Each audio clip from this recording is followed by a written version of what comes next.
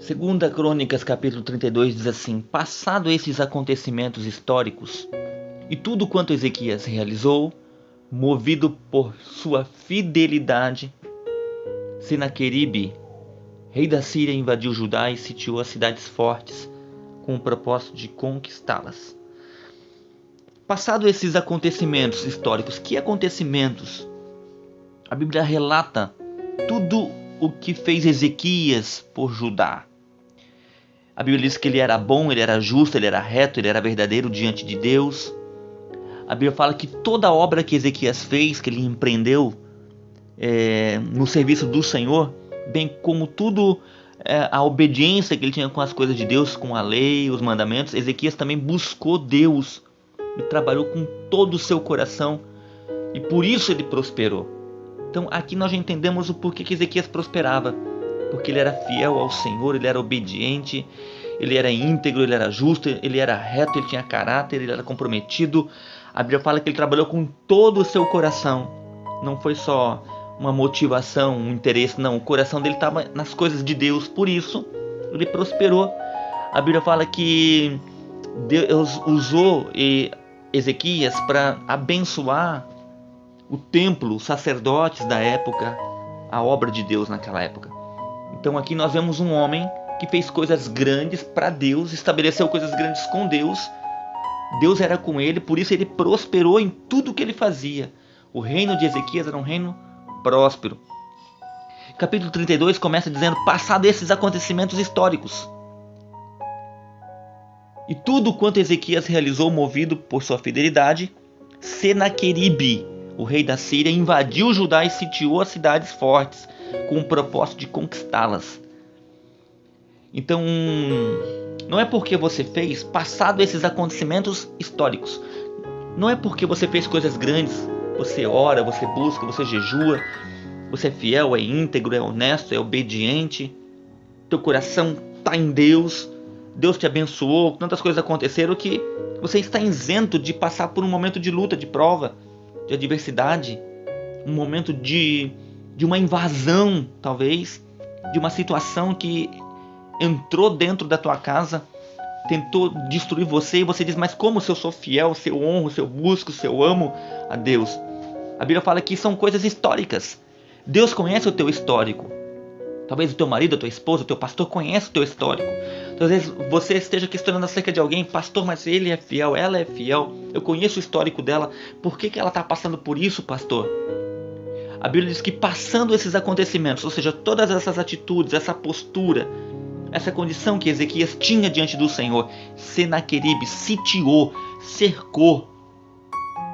A Bíblia fala que ele invadiu Judá e sitiou todas as cidades fortes. Ele não invadiu, ele não sitiou as fracas, ele foi sobre as fortes.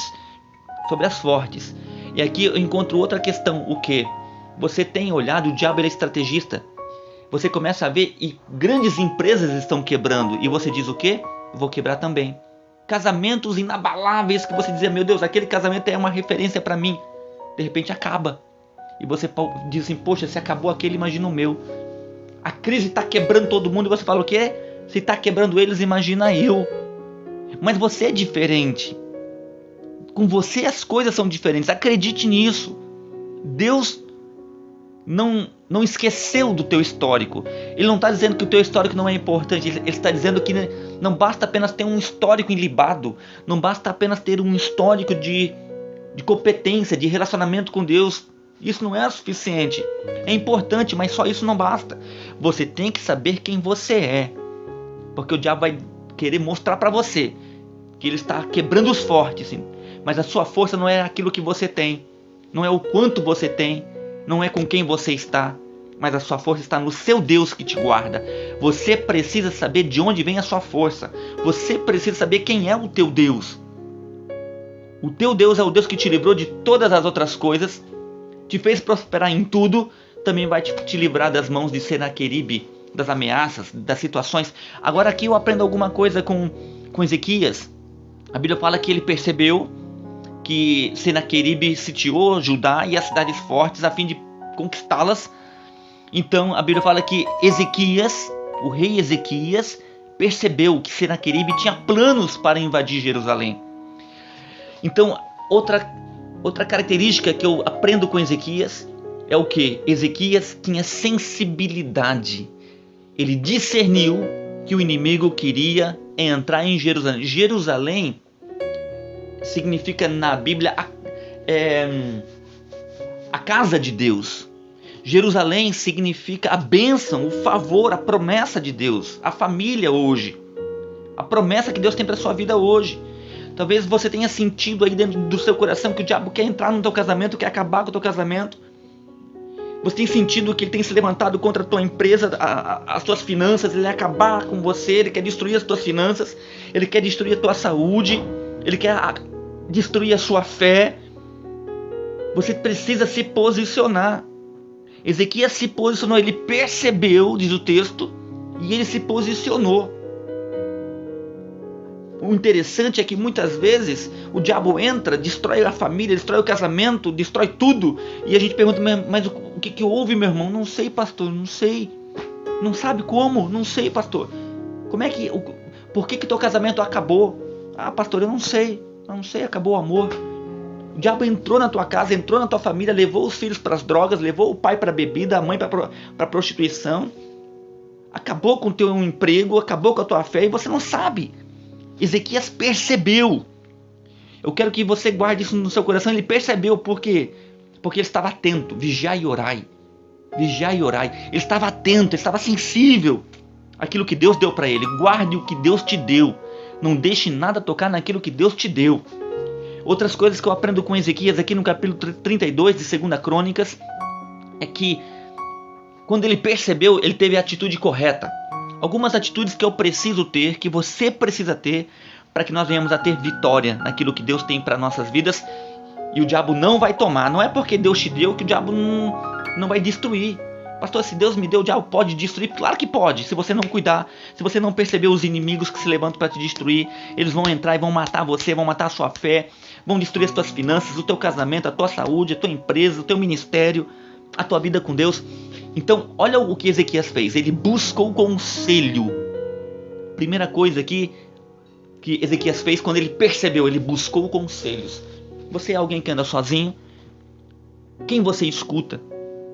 Qual é o conselho que você tem escutado? Tem pessoas que falam assim, se conselho fosse bom não se dava, se vendia. Tem pessoas que dão palpites, outras fazem críticas, mas conselhos você só vai encontrar de duas pessoas. Ou você paga para ter, você contrata aí alguém que possa te dar um conselho, um coaching, sei lá, alguma coisa assim, para tua empresa, um psiquiatra para te auxiliar, um psicólogo para te ajudar, um médico.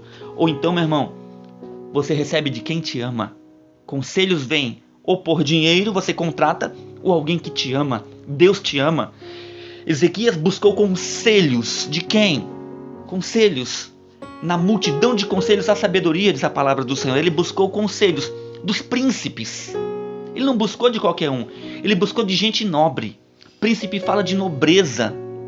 De gente que tem princípios. Príncipe vem de princípios. Gente que tem valores. Ele buscou de gente que tinha raízes, princípios, valores. Não vai buscar conselho em qualquer um, não. Outra coisa, Ezequias buscou o conselho dos oficiais. Gente que estava ali para resolver aquele tipo de problema. Quando você está com vontade de comer pão, você vai onde? No açougue? Quando você está com um pneu furado, você vai onde? No dentista? Não, você vai no lugar certo. Ezequias buscou conselhos de pessoas certas, oficiais. Eles são oficiais. Então, são pessoas especializadas. São pessoas posicionadas para resolver isso. É o tipo de gente que vai me ajudar. É a gente certa. Gente certa. Não busque conselhos certos com pessoas erradas. Não vai perguntar sobre casamento com quem separou mais de 20 vezes, meu irmão. Não vai pedir conselho para emagrecer com quem está com 200 quilos, não. Você vai pedir conselho de quem sabe, oficiais. Outra coisa, ele pediu conselhos dos comandantes do exército. Gente que tinha autoridade para mandar. Não adianta falar com um monte de gente que vai falar um monte de coisa para você, mas não tem legalidade, não tem autoridade para mandar. Autoridade para mandar. Guarda essa palavra. Deus tem uma palavra de autoridade para você hoje. E olha só, ele buscou conselhos com príncipes, comandantes, com oficiais. sobre a ideia de mandar fechar a passagem de água das fontes do lado de fora da cidade. E eles o ajudaram. Ou seja, Ezequias foi pedir conselho sobre uma ideia que ele já tinha. Eu quero falar para você. O que Deus tem para você está dentro do teu coração, já está aí, não vai vir de fora. O que você precisa fazer é pegar conselhos com a palavra, com o Espírito Santo, de repente com um amigo, com um homem de Deus, com um pastor, ou com um pai, ou com uma mãe, ou com um professor, ou vai na pessoa certa, mas a ideia, a visão, o propósito já está dentro do seu coração. O que tinha dentro do coração de Ezequias? Fechar a entrada da passagem de água. O que é isso? Das fontes de água que ficavam do lado de fora da cidade. E eles disseram, olha Ezequias, essa é uma ideia boa. Por quê? Porque de dentro de Jerusalém fluía uma fonte de água que jorrava para o lado de fora. E do lado de fora é exatamente onde Senaqueribe estava se posicionando com seus homens para invadir Jerusalém. Então Ezequias pensou assim, eu vou fechar essas fontes de água, porque essas fontes de água, se eu não fechar, servirão de alimento para os meus inimigos me matar. Do lado de fora era um deserto. E aquela água ali iria fornecer energia, força para os cavalos dos inimigos, para os guerreiros inimigos. Do que está dizendo essa passagem aqui? Ezequias teve uma ideia de fechar a água das fontes, a passagem da água das fontes que ficava do lado de fora da cidade. E todos disseram, sim, isso é correto. Eu aprendo aqui que você vai ter vitória, vai. Deus está contigo, tá. Essa visão de Deus é de Deus. Deus falou que vai restaurar o meu casamento, pastor, vai, vai. Deus falou que vai me abençoar financeiramente, vai. Só que tem uma questão, você precisa hoje fechar todas as fontes de água do lado de fora da cidade. Você precisa, o que são essas fontes?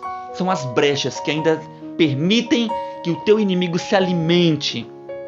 Que você alimente o teu inimigo. O que é isso? A dúvida, a incredulidade, a frieza, a religiosidade, os pecados escondidos. Você precisa fechar essas fontes hoje. A falta de oração, de vida, de intimidade com Deus. Aqueles pecados escondidos, falta de perdão que você não liberou ainda. Falta de aliança, de fidelidade com Deus. Fecha essas fontes. As fontes da carne, a prostituição, a mentira, a fofoca, a calúnia, a maledicência. Fecha essas fontes. Porque por mais que você tenha uma boa ideia, por mais que você buscou conselhos corretos, por mais que você esteja buscando ao Senhor, crendo na palavra, tendo uma promessa, tudo isso, se você não fechar as fontes, o diabo ainda vai ter legalidade e você vai ficar alimentando ele. E aí começa aquela coisa, pastor, estou na igreja, mas a vida não anda. Pastor, Deus me deu uma palavra, até usou um profeta, mas as coisas não estão indo. Pastor, meu irmão, fecha as fontes. Arranca da tua mentalidade toda dúvida. Se Deus falou que vai fazer, vai fazer. Se Deus falou que vai te dar, Ele vai te dar. Se Deus falou que vai abrir essa porta, Ele vai abrir.